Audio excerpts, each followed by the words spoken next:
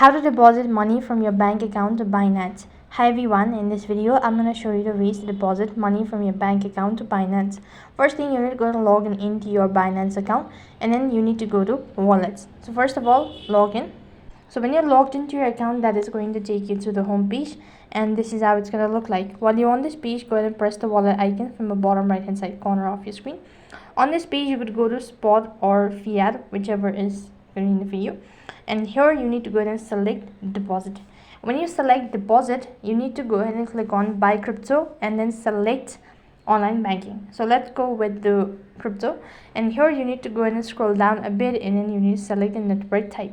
As you're done selecting the network type, enter in the wallet address or the deposited address, that is the bank account or your credit card. Next, you need to select ZAR under the currency, and then you need to choose to pay by bank transfer. Then you need to click the continue button. After that, you need to enter the amount and you want to deposit, and you will see the transaction fees under it. So that is how you could go ahead and deposit money from bank account to Binance. That is all for this video. I hope the video is helpful. Make sure to like, share and subscribe to our channel. Thank you for watching. See you in the next video.